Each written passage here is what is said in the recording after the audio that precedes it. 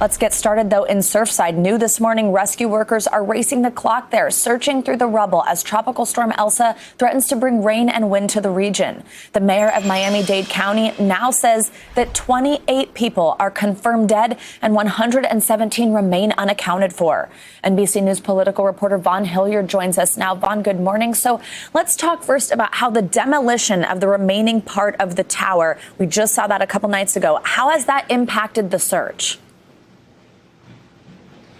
Yeah, good morning, Savannah. Officials say that now they have access to every part of that building that collapsed because the rubble, part of that rubble that they say was initially holding up that existing structure that was still standing before it was demolished there on Sunday night. But now with that building down and with the danger of it looming over, gone, they are now able to wholly access that site. They've had, ever since 1 a.m. yesterday morning, those crews on site working through the rubble. But the difficult reality, too, Savannah, is that just 28 individuals have been recovered over these last 13 days of searching. 117 individuals still remain unaccounted for at this time. I want to let you hear, though, directly from Mayor Cava here from Miami-Dade County here, where she addressed what this last 24 hours of the search effort has looked like. Take a listen.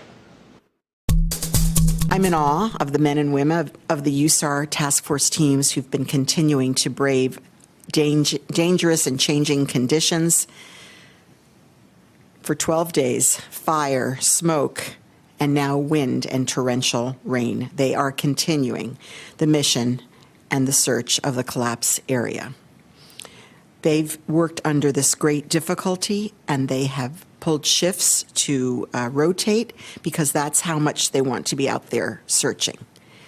The first responders are the most frustrated by any delays we have experienced. Truly, they live to save lives. Officials say that they've now removed 4.8 million tons of cement of that rubble here so far. But these last 24 hours have been critical as part of the search. And the big question, though, is what is the impact of this incoming storm? Yeah, Vaughn, so let's talk a little bit about that. I mean, we just heard the mayor there say bracing for torrential rain. How can they prepare for this? How can they continue searching with weather conditions like that? What is their plan? It's difficult, and the first outer layers of that storm, that approaching storm, it struck about 4 o'clock yesterday afternoon. It had been sunny and humid before that, and then suddenly a cloud of rain, of thunder and lightning, and high winds came in. I think we have video showing the scene of what those workers, what those rescue workers had to go through, and at 2 different points last night, the rescue mission had to come to a temporary halt there because of lightning concerns. The other weather factor that could potentially be an issue here in the next 24, 40 hours ahead is wind. Essentially, they've set a 30-mile-per-hour threshold for which it needs to be under in order to continue their operations. They said rain, though, is not that big of a concern that those rescue operations can continue. The big question is lightning and wind at this point. Right now, Savannah, clearly there's no rain here, but we expect it in the hours ahead. Yeah, absolutely. And you can just imagine how difficult it is to do a job under conditions like that, never mind even the safety concerns. Vaughn, also, how are local officials assisting families and first responders during this weeks-long rescue mission? I mean, we're hearing these long shifts that these rescue workers are pulling. Obviously, we know how difficult this time is for these families. What kind of assistance are they all getting? Yeah, and for these families, Savannah, again, 117 individuals still unaccounted for.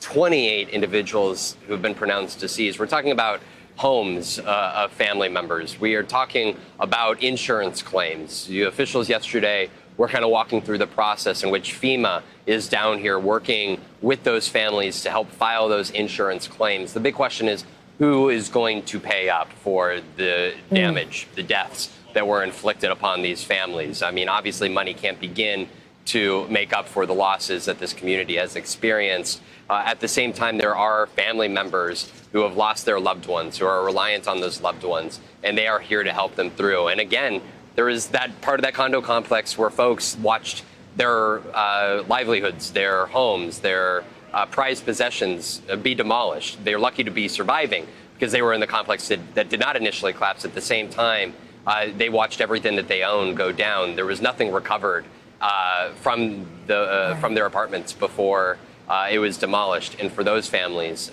they've lost an awful lot. Oh, they certainly have. Vaughn Hilliard, thank you so much. As the search enters its 13th day, questions remain about how this collapse happened in the first place and if it could have been prevented. Alan Kilsheimer joins us now. He's the president and CEO of KCE Structural Engineers. He investigated the 9/11 attacks, and he's been hired by the town of Surfside to investigate this collapse. Alan, thank you so much for being here. I have so many questions for you, so I'm grateful that you're joining us. So first, let's just start with how this is going to work for you. The scene is still the site of an active search and recovery mission. What's your process for investigating how this collapse might have happened while this search is still going on? And also knowing that this is, of course, a lot different than the other things that we know that you've investigated, like the 9/11 attacks, where what happened was obvious. How do you go about this?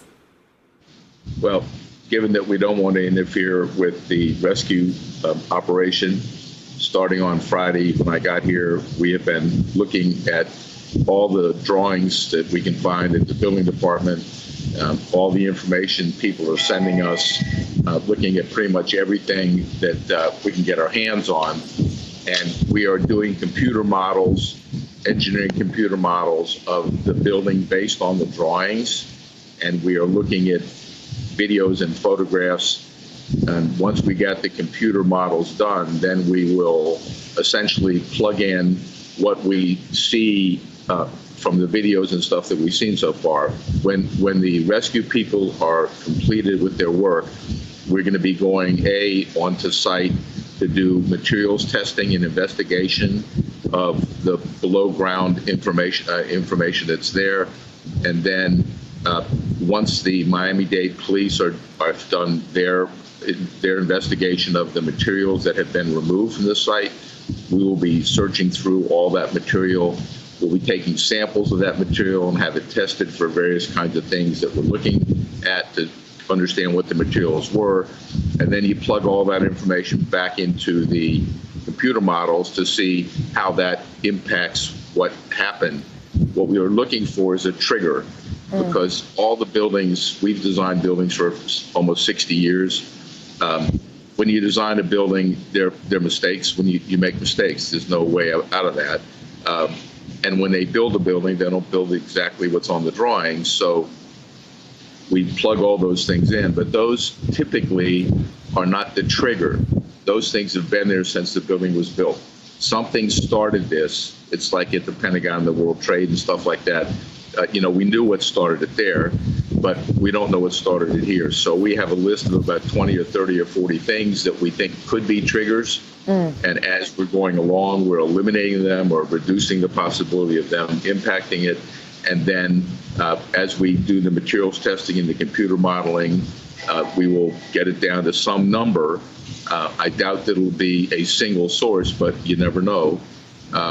We did a small computer model to help the rescue folks with what wind force we thought could bring the building down before, and we shared that with them, and they used that information in what they did. So it's a very long, intricate process. I've said to people before, it's like taking 3 or 4 huge 3,000-piece puzzles, throwing them up in the air, sweeping them around so everything gets mixed up, and then trying to put it back together again. Yeah, I mean, wow. I mean, when you put it that way, it obviously seems so intricate and difficult. But Alan, I wonder, and I so appreciate you using that term trigger and explaining to me that there's this list of 20 to 30 potential triggers. So as someone who, and for many of our viewers who don't, have a deep understanding of structural engineering or the type of thing that you're looking for, I'm wondering if you can explain a little bit more what a trigger might be, because I think a lot of us have been reading so much about this and seeing this information, seeing these documents that for years there were concerns about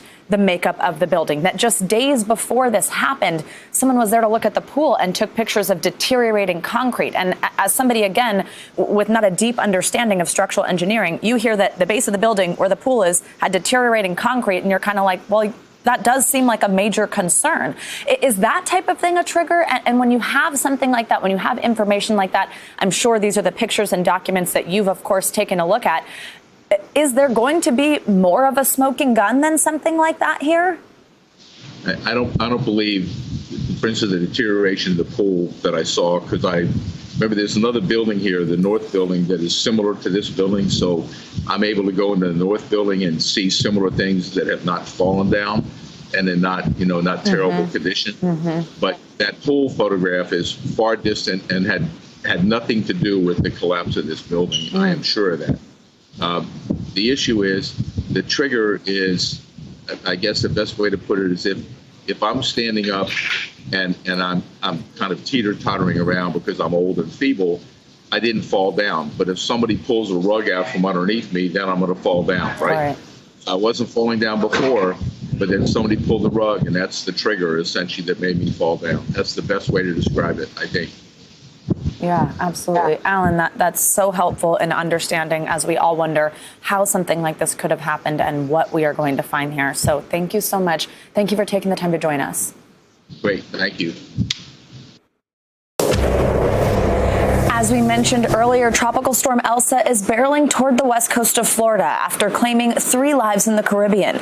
The National Weather Service warns people should prepare for massive amounts of rain as well as possible tornadoes. Georgia and South Carolina are now under tropical storm watches. A storm surge warning is in effect for most of the western coast of the peninsula. Tampa Bay sits squarely in the middle of Elsa's path, and residents there are beefing up storm preps, remaining optimistic but still being careful. Whether this one is or not, there's going to be one. We're due for another one. So I lived through Andrew down in Fort Lauderdale. Don't want to go through that again. NBC News correspondent Sam Brock is in Key West, Florida, where conditions deteriorated overnight. Sam, it does not look great there right now. Tell us, how's it been going for you, and how prepared is Key West for Tropical Storm Elsa? Are people worried about this?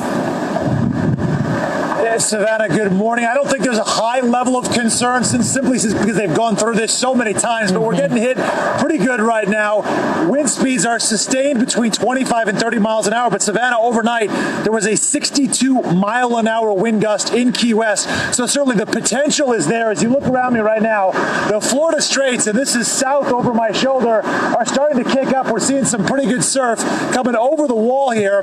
The storm surge is expected to be between 1 and 2 feet.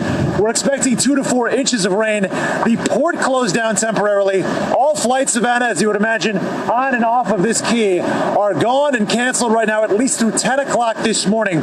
You drive through downtown Straits, it's kind of eerie because this is such a lively place in general. Yeah. But right now, it is all closed. A little bit of modest flooding that is expected. There were no mandatory evacuation orders, Savannah, but many people were encouraged, if they're close to the water, certainly on their boat or living in an RV or mobile home, to move inland. But right now, the real question is, how much strength is Elsa really going to be picking up as it hits the open water? It's past Cuba now and comes toward Florida. Yeah, absolutely. Let's talk about as it moves its way up specifically to Tampa Bay. What's the Gulf Coast doing to prepare? So we're talking about people being advised to have at least 7 days of food and non-perishables, water supplies, to make sure that they have an emergency kit ready. I mean, realistically, we're looking at a storm surge warning, Savannah, that stretches just south of Fort Myers and Naples, all the way up and kind of curling around the Big Bend area of Florida. That's north of Tampa, and then going out a little bit into the Panhandle as well. What they're looking at is a storm surge there as much as 3 to 5 feet. And let's be clear that when we talk about storm surge, it can be life-threatening inundation. So even in a normal tropical storm, or perhaps a Category 1 storm, which is really the big news today, Savannah, that as it approaches north of Tampa, Elsa has a projected intensity of 70 miles an hour of sustained winds. Once you get to 75, that's when you're in Category 1 status. We're watching that very closely. Yeah, Sam, and I know something else that you're watching is this storm surge, and that Tampa Bay is particularly vulnerable to that. Tell us why. What's going on in Tampa? That is true. It's one of the most vulnerable places in the world, and I'm told from the weather experts, it's because of the continental shelf. The way that it's shaped, it's kind of a low gradient, so instead of the water just falling right off, it sits there and pools. They call that bathymetry, and that function makes it more dangerous for people in that area. They have not gotten hit with a major storm in a number of years, but even a Category 1 does pose a risk right now to the Tampa area. So all eyes right now just north of Tampa today. Absolutely. All right, Sam Brock, those waves do look pretty big behind you. Please stay safe, and thank you for your reporting. Let's get the latest on where Tropical Storm Elsa is right now and what's to come. Bill Cairns, hi, good morning. Hey, good morning. So we never give up on these storms, especially when they're over the warm waters in the Gulf of Mexico. But this one looks to be in the minor to moderate impact category. You know, I keep going like minor, moderate, high, and then like historical. This would be in most instances a minor storm. If it does get up to maybe a category 1 hurricane, maybe we'd bump that up to the moderate. It's a small storm, so that helps. You can see where the storm is located. It's not that far away from Key West, only 50 miles away, and the winds are around 40 miles per hour. So that's very doable. By Florida standards, you can handle that. No damage expected at all. And you notice as far as Surfside goes in the Miami area, winds are only 8 to 15 miles per hour this morning. And this is about as close as the storm is going to get. So that's good news there. They still could get some squalls going through during the day today, but that's about the worst of it. So here's the latest from the National Hurricane Center. 60 mile per hour winds moving north-northwest at about 12. And that big rain shield will slowly be heading northwards during the day today. So it's going to be one of those, soggy travel days, Fort Myers to Naples, and gradually the winds will increase. But again, this is not a big, huge storm. So the highest winds will mostly be offshore. And then maybe later tonight towards Pinellas County, Clearwater Beach area could get some pretty high gusts, especially if it does bump up to 70 or maybe even a category 1 hurricane. Landfall expected either late tonight or early tomorrow morning, heading up towards Cedar Key. And then the storm will race up the coast. So as far as the biggest concern for me, it's going to be storm surge warning. All those little back bays there, all the water is going to pile up when the south wind moves in, when the storm's closest to you. Fort Myers, Port Charlotte, Sarasota, the Tampa, Hernando Beach, and Cedar Key. So that's that 3 to 5 feet. If it happens at high tide, we'd add another foot to that. So that's why we could have some problems with some water there. As far as peak wind gusts go, though, Savannah, I really don't have much concerns. I don't think we're going to see hardly any wind damage with this storm. The only exception would be if we get any tornadoes. We can get sometimes tornadoes with these landfalling storms, so that would be a different concern later this afternoon. All right, Bill, thank you so much, and I know we'll be back with you shortly for the forecast for the rest of the country. See you in a bit. The 4th of July was the first major holiday where life felt almost normal, with most COVID restrictions lifted nationwide. Nearly 2 million people passed through TSA checkpoints every day this weekend, and gatherings on beaches and at parades were back in full swing. But the health officials in the White House aren't letting their guard down. 67% of U.S. adults have received at least one dose. That's short of the president's goal of 70%.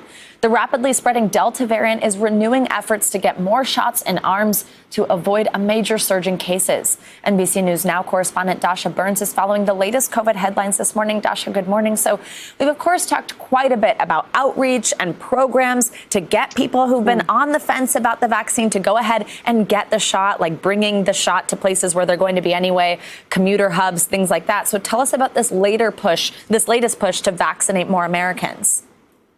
Hey, Savannah, good morning. Yeah, as you mentioned, a lot of celebration over the weekend. And even though the White House fell short of their goal of 70% by the 4th of July, President Biden still striking a pretty optimistic tone over the weekend, but also saying that getting vaccinated is the most patriotic thing that Americans could do. And Savannah, while so many folks celebrated, breathed a sigh of relief that we're rounding the bend here with the pandemic, there are still many parts of this country where the vaccination rate is lagging. Looking at states like Mississippi, where the amount of people with one dose is just 36%. Louisiana, where that number is 39%. States like Idaho, Wyoming, Alabama, 40% of people with at least one dose. And those are the areas where those low vaccination rates are making those communities more vulnerable to the Delta variant, which is spreading, especially among that unvaccinated population, Savannah. Yeah, absolutely. And now, Dasha, I have one to ask you about that's concerning. It's sad. The CDC is now investigating the death of a 13-year-old Michigan boy who died days after getting his second dose of the Pfizer vaccine. What are you learning about that investigation and what might have happened here? Hey, Savannah. Yeah, 13-year-old Jacob Kleinick died in his sleep 3 days after receiving his second dose of the Pfizer vaccine. His aunt telling the Detroit Free Press that he was healthy with no underlying conditions. And the county health department in Saginaw County, where Jacob was from, telling local press, confirming the CDC is investigating whether there is a correlation between his death and the vaccine. And that is the important thing to note here, Savannah. There are still a lot of questions. There is not yet a confirmed connection between his death and the vaccine. And examiners say that it could still be months before this investigation is complete. Absolutely important context there, Dasha. Also, let's stay on Pfizer. Researchers in Israel say the vaccine is less effective against the Delta variant. How much protection do people have? What's Pfizer saying about this? And if you got this shot, is there anything you need to know? Yeah, Israel's health ministry saying that Pfizer is less effective against the Delta variant than previous strains, according to a preliminary study. The data shows full inoculation is 64% effective at preventing infection. That's compared to 94% with previous strains. But here's the key piece here. Again, it is still highly effective against preventing hospitalization, showing a 93% effectiveness rate at preventing hospitalization, Savannah. And that is something so important to keep in mind and to keep you safe. Dasha, thank you so much. The United Kingdom has had one of the longest lockdowns in the world, but now we're seeing plans that would scrap virtually all remaining COVID-19 restrictions. No more social distancing, no mask mandate, and all in just under 2 weeks' time. Announcing the change, Prime Minister Boris Johnson said it was time for government to step back.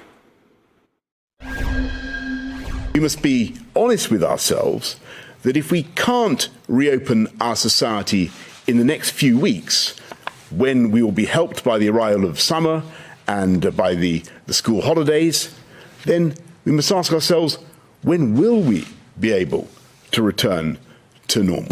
We'll move away from legal restrictions and allow people to make their own informed decisions about how to manage the virus.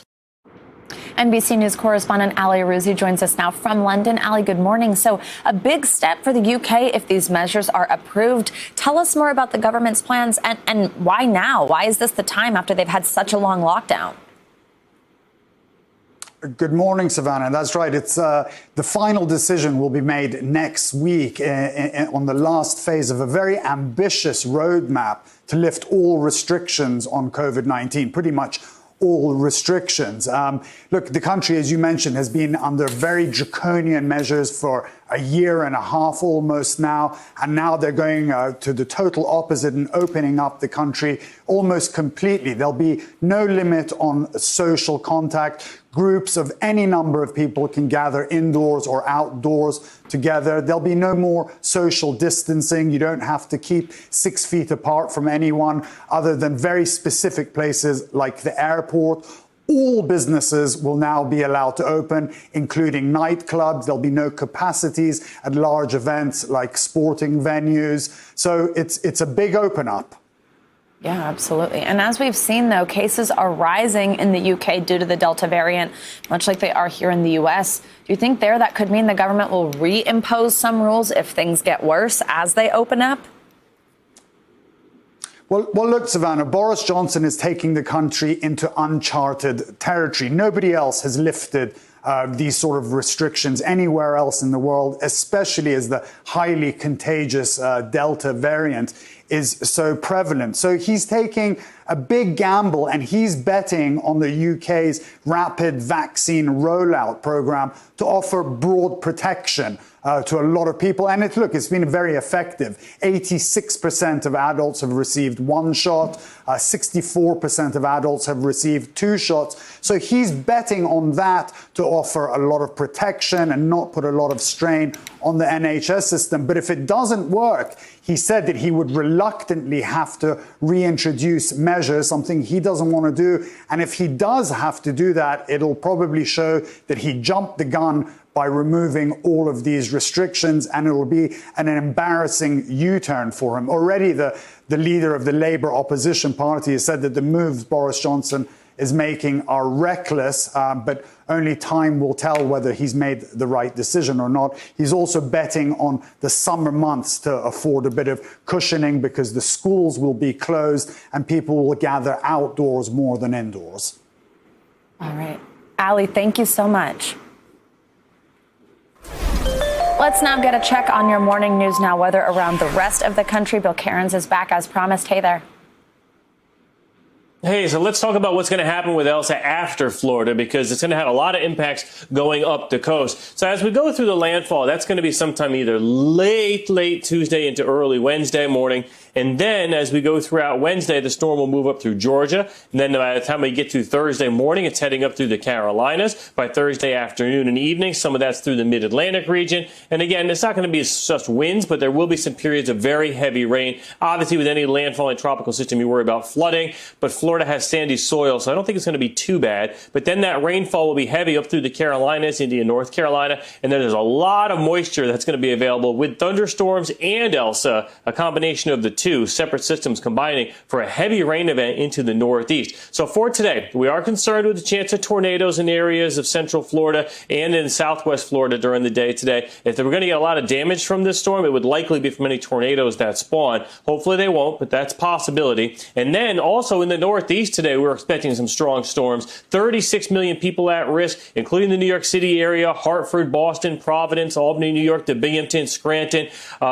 Damaging wind definitely with the strongest storms, but maybe even a chance of an isolated tornado. And it's also very hot and humid throughout the I-95 corridor. 29 million people under heat advisories from Boston to New York to Philly to Baltimore. It's kind of a 2-day heat wave, and then the rainfall from Elsa will cool everyone off. So the forecast for today, obviously the tropical storm's going to get all the attention and its effects in areas of the west coast of Florida. But I don't want to forget about our friends in the west, Savannah. It's 104 today in Boise. We are going to see another pretty epic heat wave towards the end of this week in the west. Once Elsa's done, we're going to talk more about this, another significant heat wave for the West Coast, the least thing that they want to hear. Yeah, absolutely. Oof. All right, Bill, thank you so much. See you next hour. Yeah. Hey, NBC News viewers, thanks for checking out our YouTube channel. Subscribe by clicking on that button down here and click on any of the videos over here to watch the latest interviews, show highlights, and digital exclusives. Thanks for watching.